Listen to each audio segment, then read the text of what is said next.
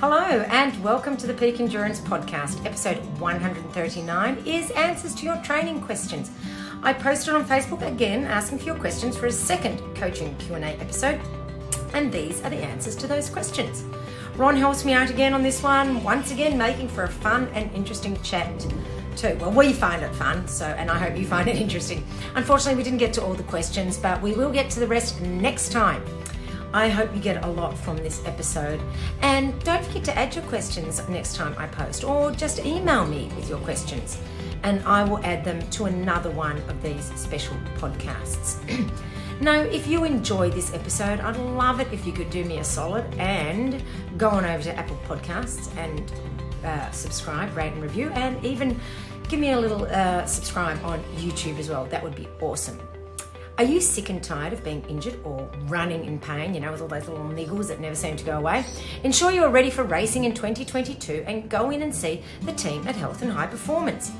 Love running again by heading to healthhp.com.au/run, or you can find them on Instagram, Health High Performance. Now, do you want to know all about ultra running and racing and all the tips and tricks so that you can have your best race possible? I'm finishing off creating a course that will give you all the info you need. Go to my website and register your interest on the page that says Ultra Running Course, Registration of Interest, and I will let you know when it is ready. If you register your interest now, you will get 15% off the price when it goes live. Now, I really hope you enjoy this episode and learn a lot, or at least consolidate your learning.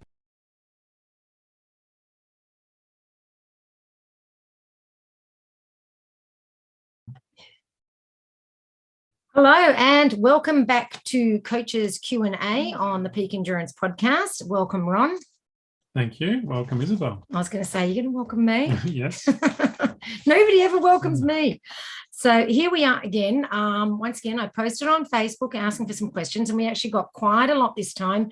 So I'm sorry, we won't get through all of them. And some require a little bit of extra research on my behalf, which I will get to at some point. We will do another one of these in about 2 weeks where we answer the rest of the questions. But please keep asking questions because I'll just add them to the list. All right, Ron, you have the list of questions that I have copied and pasted off Facebook. Would you like to start us off? All right, here comes the first one. Someone has asked, I'm currently training for a 100K event in February. Training's going well with long runs up to 50 kilometres. I haven't run a 100K event since completing CDR. Canadian Death Race. Okay, in 2018, and feeling a bit psyched out by the distance. Any tips for managing the brain game? That's such a good question. And I feel like there's so much we can talk about there. And what you can gather from his question, because obviously I know who it is. Can I say who it is? Yeah. It's Robbie Wickham, and we both ran the start of the CDR together. I think, was it CDR? Did we? Well, yeah, I don't know. I can't remember. Anyway, we both did that race in 2018. And his training's going well, and he's done a 50K run to be honest, for most 100K races, I wouldn't go over a 50K long run. You don't need to go more than that. You're just exhausting yourself. So his training is in the bag. What the issue is the mental aspect, which is what, not that I'm trying to advertise, but that is why I have the, the one-on-one mindset coaching, because I know you can be as physically fit as anything, but unless the mindset is 100%, you will not race to your potential. So managing the brain game. So what you need to do is think about what is it specifically that is the issue for you here. Like, is it that you're not going to be able to complete the distance, or that it's going to take you forever, or that the trail is too tough for you? Either way, what you need to do is rehearse or visualize or go over in your mind what's going to happen if that crops up for you. If you feel like you're not going to finish, what are some things you can say to yourself? What things can you look back on? Well, I've done a 50K run. I've done 100Ks before, and I've felt this way before, and I've pushed through. So you need to do a lot of visualizations, a lot of, I like to write it out, because when we write things out, it has a great impact and sticks on our psyche and in our memory longer. You write out what you're going to do when those situations arise, when those feelings arise, so that when it happens, through the visualizations, you've gone through it before, because visualizing and closing your eyes and really going through it and not seeing yourself like watching yourself, but feeling it, what it's like there, smelling the smells, feeling, hearing, seeing, everything, using all your senses in this visualization, and feel the feelings that you're going to feel. So when it does happen in the race, you go, well, I felt this before, and this is what I'm going to do. And your brain kind of goes, oh yeah, I've been here before, and falls back to what you've trained yourself to be your response to that. And once again, writing it down, reading through it. And it's not catastrophizing by imagining these things. It's seeing what's the worst thing and then having a plan. Mm-hmm. Because as we always say, failing to plan is planning to fail. So you have a plan for when those difficult situations arise. Then again, I mean, because I don't know specifically what Robbie's issue is, and I probably should have asked him that within the brain game. Is it that because he's got the training in the bag, but is he lacking motivation for the training? And if we're lacking motivation for the training, even though we can do it and go through the motions, then that's when you really need to drill down and find your why, and work out why you're doing this, so you can think about that when you're doing your training. You were going to say something. Yes, I was. I was just curious as to, whether he was feeling a bit psyched out by the distance during training, or a bit psyched out by the distance of the 100K. So you mean the distance of the training runs themselves? Yeah, that's right. Doing, backing up and going, oh, geez, I've got another 50K run to do this. Yeah, well, and that's when you need to think about what your why is and why am I doing this? Mm-hmm. And to be honest, in a standard 100K preparation, I would not do more than one, max 2 50K runs. So for 100Ks, and we'll get into this a bit more. Actually, we'll leave it till then, because we've got some questions about training for 100K. But max 2 50K runs, one's enough. So you shouldn't, yes, all training is tiring and it's hard work, and, it's hard to be motivated all the time. Yeah. But it's developing that ability to push through that, and knowing in the race, I might not be feeling motivated and I might not be feeling 100%, but this is training my body to keep going even when I don't really feel like it, or I'm tired. That's not to say to push through injuries or like adrenal fatigue kind of exhaustion, but to push yourself when you're just like, oh, I'd just rather sit on the couch, Yeah. Whatever. Any other thoughts? Yeah, I think another thing that you just hit on slightly there was a mantra. During the run, a mantra that you can keep repeating to yourself, which is one of the things I noticed you had when you were doing your big run recently. You had a mantra. Did I? I can't remember. Yes, it was. Oh, that's right. I did. Remember tomorrow. Remember tomorrow. Yes. So my mantra, yes, I read Jesse Itzler's Living with the Monks. And this is something I'd always thought of, but I'd never had it in a 2-word mantra. And a 2 to 3 word mantra is the best. And what he talked about was wanting to do something. And when you're doing it, then wanting to quit. But remembering tomorrow, you will regret that you have quit. So you've got to remind yourself about tomorrow. And I've always thought about it, but normally I think about it in like 3 or 4 sentences, and it's really hard and complicated. And when you're a bit delirious from running far, you forget and you just go, oh, stuff it. I'm just going to, this is all too hard. But for me, when I really, in that 251K run, when I really was in so much pain, I just kept telling myself, remember tomorrow. And I knew by tomorrow, the pain would be finished. The pain would be gone. All I'd be left with is that bitter taste of regret. So yeah, that's a really good point, is ultimately that you want to do this. You wouldn't be training for it if you didn't want to do it. You wouldn't have paid all that money. You wouldn't have bought all the gear. You wouldn't have signed up. So you want to do it. It just sometimes it feels like you don't want to. But remember tomorrow. Remember how you would feel if you gave up. Remember how you would feel if you didn't give it the 100%. And when I say 100%, I don't mean absolutely killing yourself. I mean 100% of your best effort.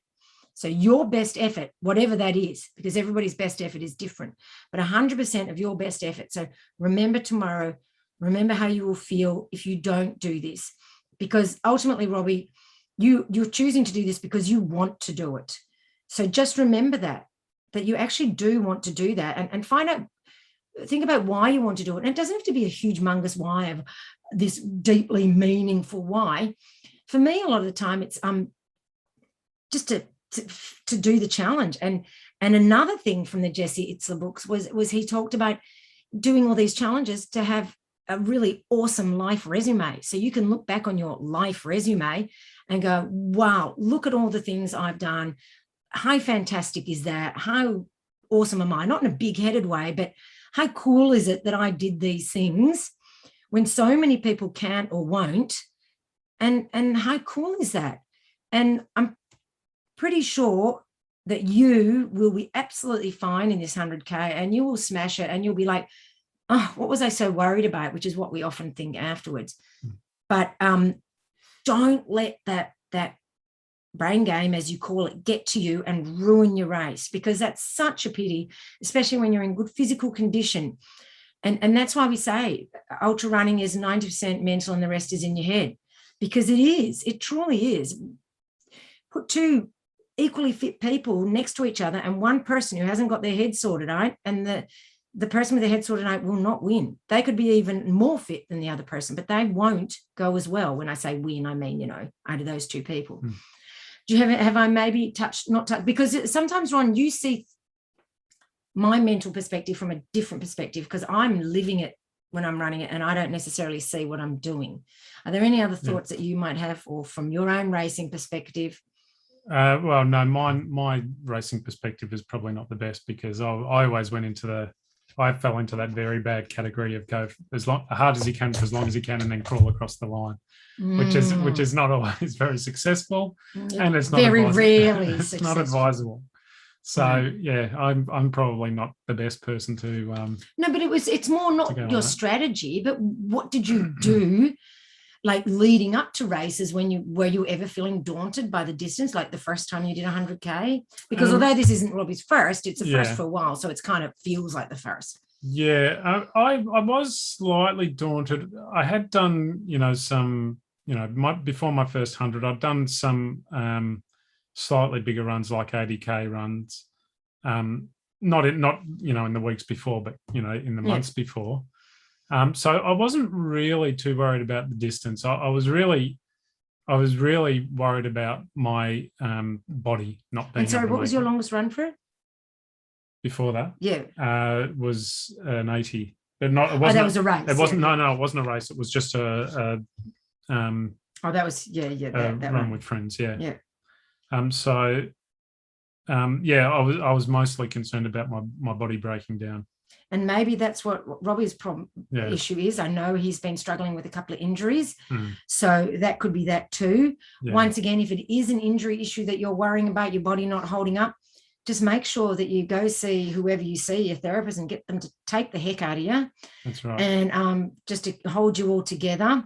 Make sure you're doing all the right things, rolling, massage, stretching, all that sort of stuff, proper warm-ups, all that sort of stuff, really well hydrated, go into it with quality nutrition, well hydrated. I mean, I know that's not the complete answer, but if you get your body into the best physical condition then that you possibly can, then hopefully those injuries won't play as big a role. Just whatever you do, don't be taking anti-inflammatories and ibuprofen.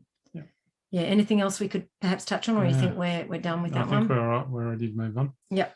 Have you ever trained at high altitude, and did you find out if it was different from training at low altitude?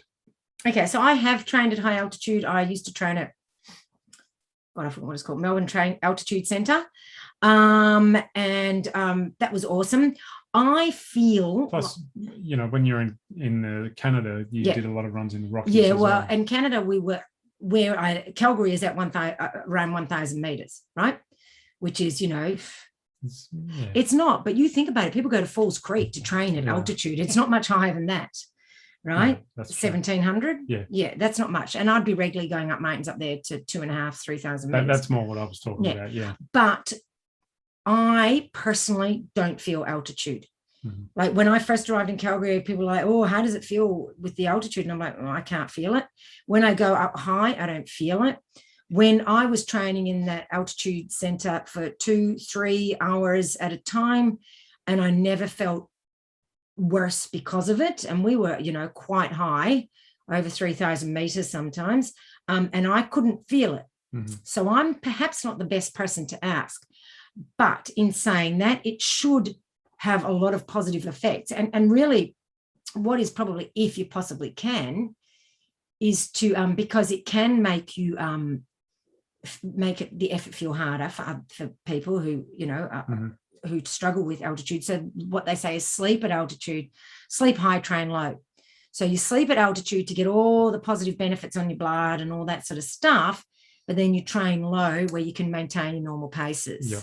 So that could involve, if you're lucky enough to live somewhere like that, or to have an altitude tent if you're rich as anything, and if your partner can cope with it, if you've got a partner.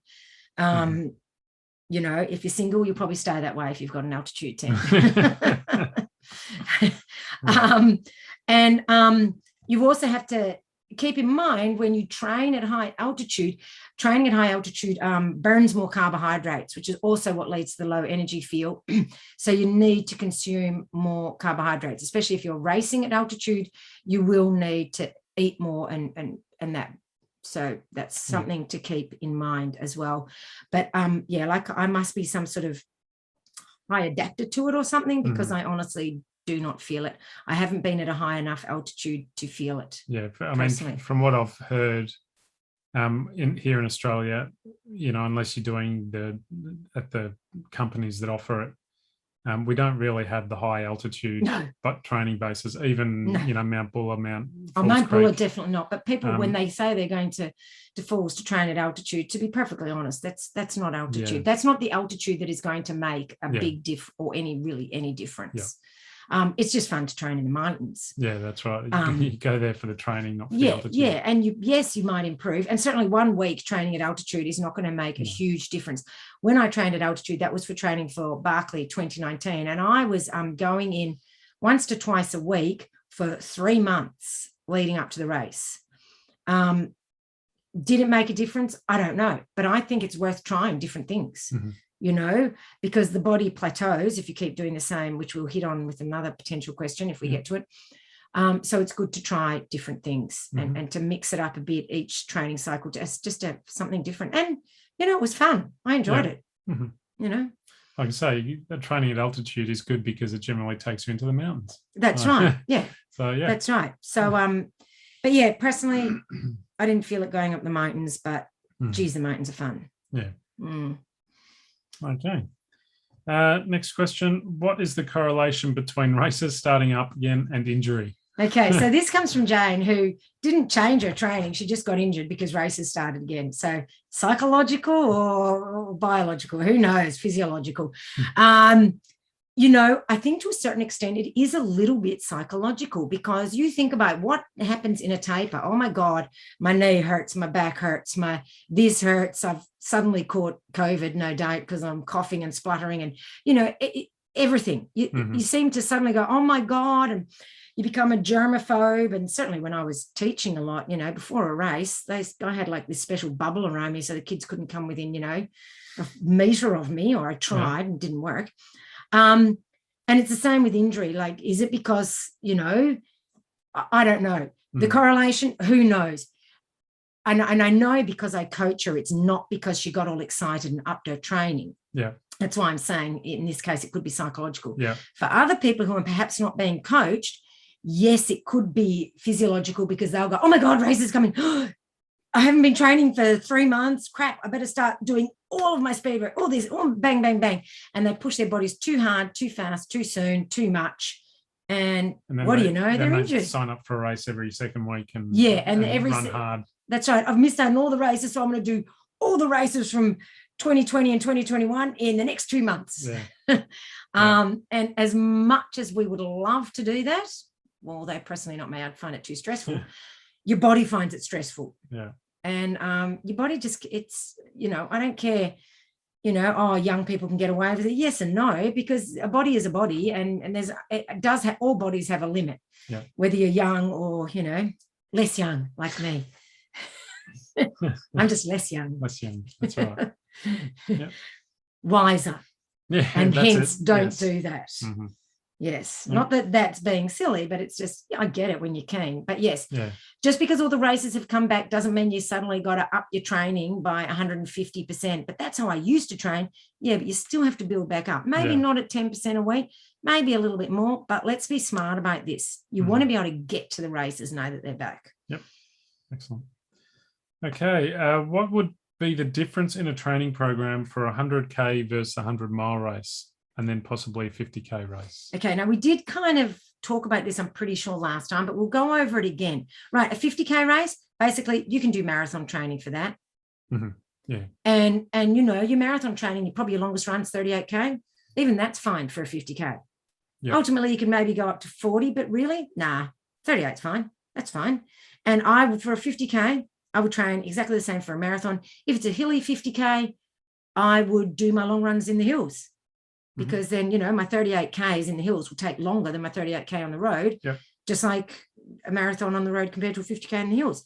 But I would do very similar speed work. If it was in the hills, I'd possibly add in doing some of my speed work on the hills, okay, which is good for leg strength. 100K versus 100 mile. Now, 100Ks are being run so much faster these days that, to be perfectly honest, you could still do marathon training for 100K. Just your long run would max out at 50K. Okay, so once again, similar sort of speed work. You need a similar kind of speed energy systems for 100K. So, your general speed interval sessions. I mean, I wouldn't be doing 200s and 400s, maybe at the beginning of the cycle, when you're, just reintroducing speed work, but you would build up to more sort of VO2 length, 3 minutes or so, and also tempo runs, holding that sustained pace for a bit longer. 100-mile, I would still start off with shorter speed work. I think it's good to work all your engines and have that capacity that, if you need to sprint past someone or need to sprint over an obstacle or something, you've got that capacity in your legs. And I would touch on it occasionally throughout the training program. But 100 miles, you're probably looking more at more tempo-ish style runs and steady state runs, but for longer periods of time. And if it's over hilly terrain, I would do some of those over rolling terrain where you're not looking at the pace per se. You're not saying I've got to stick to this pace, because that's really hard to do over rolling terrain, but looking at effort.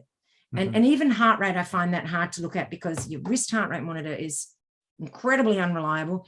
Even chest strap is relatively unreliable. And also, I think you should know your body well enough that sort of that steady state tempo effort. And for a 100-mile race, your long run, it's not that much longer, probably 60 to 70 Ks. Because once again, doing an 80K run, it takes far too long to recover from. And it's really, there's no point. If you can do 60 to 70 Ks and maybe do then the next day, a 20 to 30K run, that's plenty. Running the next day on tired legs, and there's no way you've fully refueled. So you're probably a little bit low on carbs. But I still believe all distances of races, you need to do quality sessions of a variety of distances and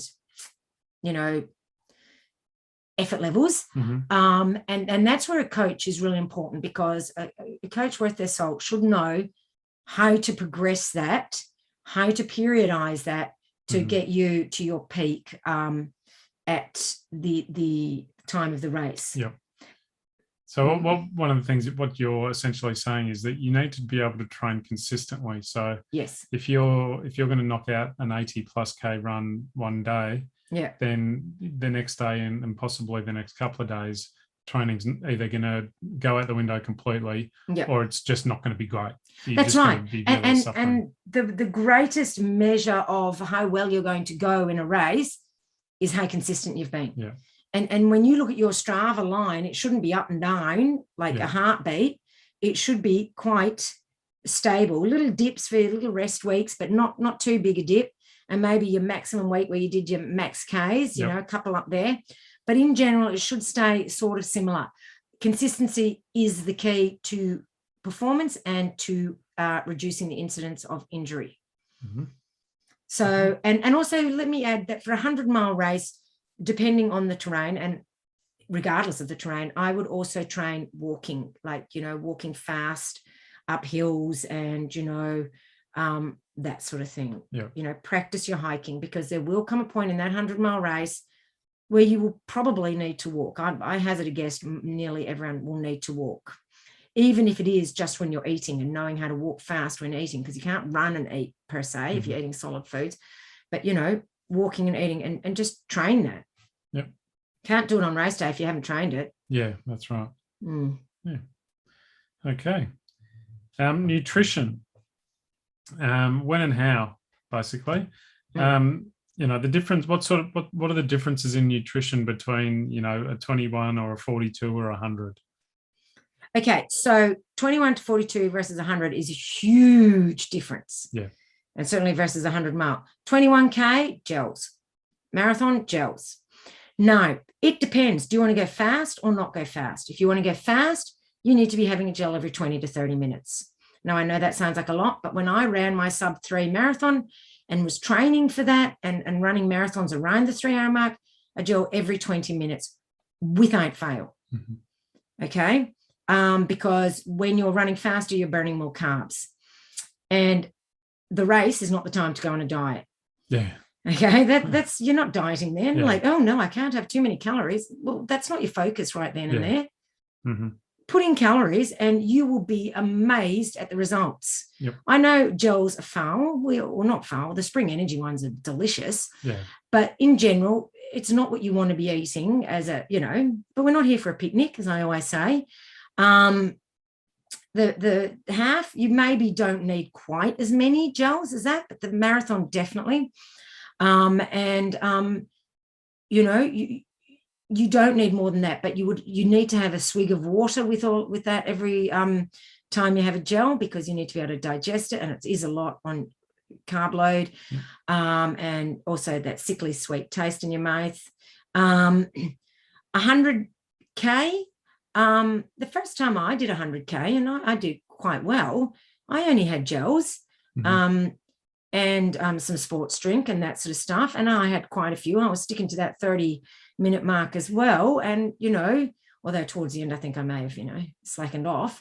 But, you need carbs. When you are running, you need carbs. I don't care if you're on a low-carb diet the rest of the time. When you're racing, you need carbs if you want to race fast. If you are happy to go slower, you don't need carbs. I know some people will say you don't need carbs, you can burn fat in a race. But if you want to race fast, you don't want to be burning fat, you want to be burning carbs. Yep. 100K, you could possibly get into solid foods, but I don't think it doesn't go for long enough. It depends how fast you're running it. If you're going to take, more than 12 hours, then I would suggest you will start to need some solid foods, because there's nothing worse than that empty feeling in your stomach. Even though you're getting enough calories with gels, it doesn't fill your stomach. Yep. And to be honest, I can't really remember what I did the first 100Ks, but I'm pretty sure I only used gel because I didn't have a clue what I was doing back then. Yeah, for my first 100, I had a honey sandwich halfway through. Yeah. Just, So basically, bread, carbs, honey, carbs. So there we go. So, or lollies. I know the back end of a 100K race, I might have some lollies, because then I don't have to eat it per se. I can just shove it in the side of my mouth and just sort of suck on it. And, that's giving me sugar. But once you get into the 100-mile distance, you are definitely going to start needing, especially on the trails where you're out there for longer, you're definitely going to start needing solid food. Mm-hmm. And you need, 200 to 300 calories an hour. Okay. I used to aim for 300 to 400. But that's just too much. And it would be great. I mean, that would be optimum if you could get that much. But 200 to 300 calories an hour, and then supplementing with electrolytes or water. And the electrolytes, in my mind, you separate food from hydration. Okay, so nutrition and hydration are separate. If your nutrition is in your hydration, you don't know how many calories an hour you are getting. Okay. And if you're not thirsty, then you're really screwed. Yeah. But with your nutrition separate, you know exactly by the side, that gel packet, that wrapper, that, I know exactly. Hydration, then I know I've drunk a litre, but, then I don't have to guess what osmolality it's at, what strength I've made it. Mm-hmm. And it's not going to, it's just so much harder to keep a track of when you've got them mixed. Yep. So keep them separate. Every time you eat, have a good mouthful of water or electrolytes. Or sometimes I'll have a sip of each, I'll have food, a sip of electrolyte, and then some water just to get rid of all that sick taste, or not sick, sickly sweet, sweet taste in my mouth, to sort of leave my mouth a little bit fresher, a little bit cleaner. But certainly in the longer distance, early and often, whereas in a marathon, I would have more timed it, and a half marathon every 20 to 30 minutes religiously. And even 20 minutes from the end, because you want to keep pushing right to the end. Mm-hmm. But the 100K, early and often, sip and nibble, because then you're just not getting a huge bolus in your stomach, and which will hurt and weigh you down and possibly cause gastric distress. And quite often come straight back up again.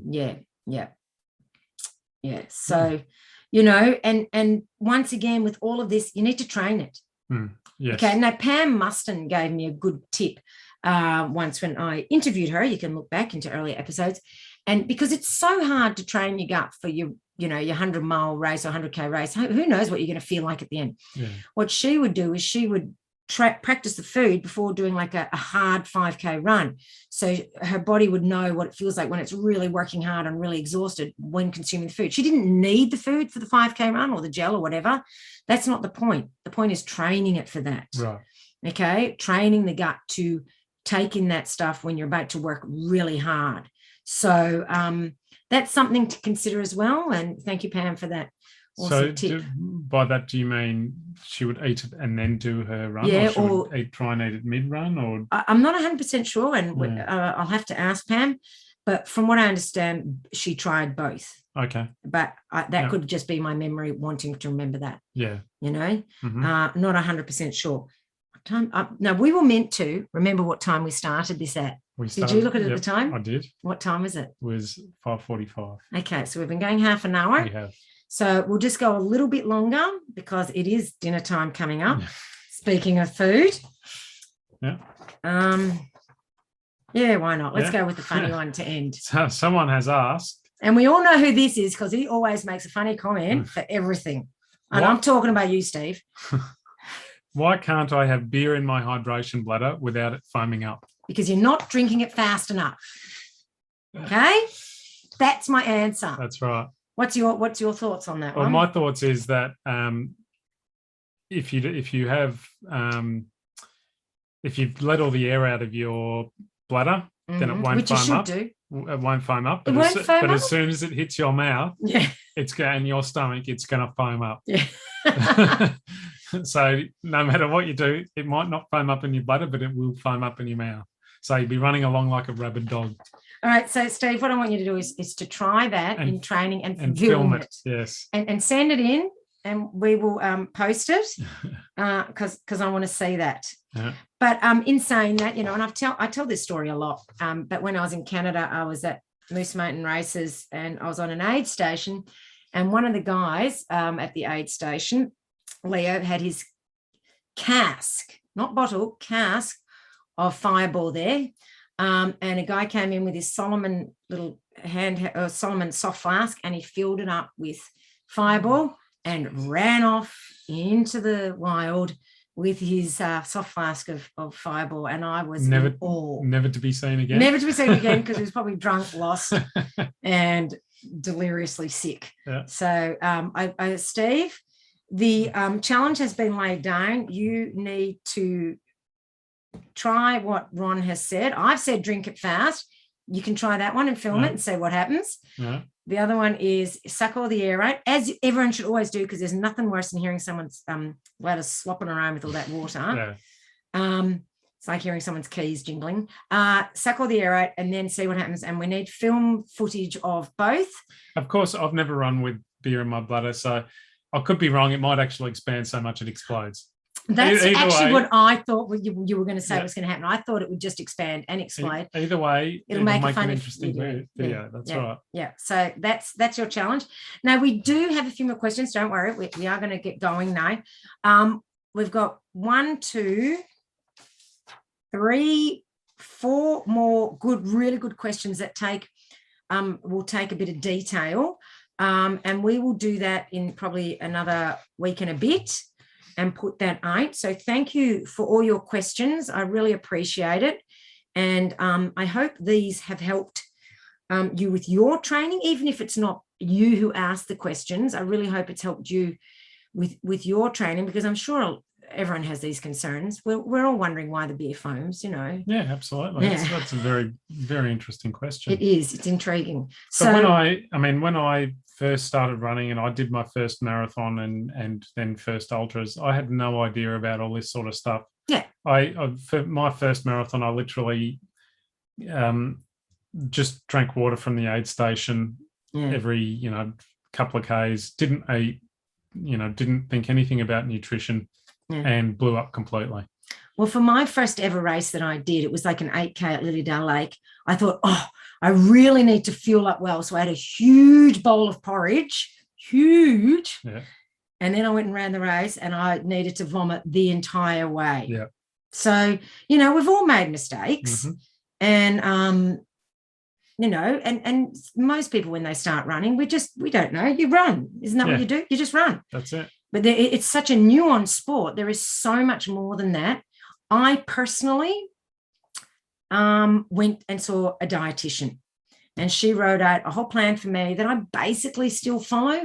I've, tweaked it because I'm actually getting my certificate in nutrition. So I will soon be able to write those sorts of plans for people. So stay tuned for that. But I think when you're not sure, you should go see a nutritionist or a dietitian and get a proper plan from someone who is educated in this and who really knows their stuff. And I personally just love anything to do with nutrition and find it fascinating, but it makes such a difference, not only to your race, but to your recovery. So that's right. Yeah. And not just the outcome of the race, but the enjoyment of the race, because there's nothing worse than that death march, with a sore stomach. Yeah. And I've had all of those issues, in the past before I saw the dietitian. And I just think it makes such a difference. And, and just in general day-to-day energy levels for your training. Yeah. So just remember, a race is not the time to diet, but by the same token, it's not a picnic out there. And it's not a time to try new things. Definitely not. No. I learned that once trying a brownie in a race. Not good. Especially when there was a hash brownie. Is that what you're saying? Shh. We don't go into those days. No, not the best time to try that. No, perhaps not. Yeah, definitely don't try new things on race day, because you'll come unglued very quickly. Yeah. And, everyone knows that, but we still do it. Because, I hadn't had butter chicken in a run before, but. Yeah, well, that didn't hold you back. No, that was definitely awesome. Didn't hold you back. Yeah. But you can get away with that in longer runs, not in short races. In short races, you can't. Anyway, we've started waffling. Yes. It's your fault. I blame you. Actually, I blame Steve. As soon as I started talking about alcohol, I got even happier. All right. So thanks for your questions, as we have said, and we will do this again in a week or so. Yeah. I'll see you later. Have a great week. Bye.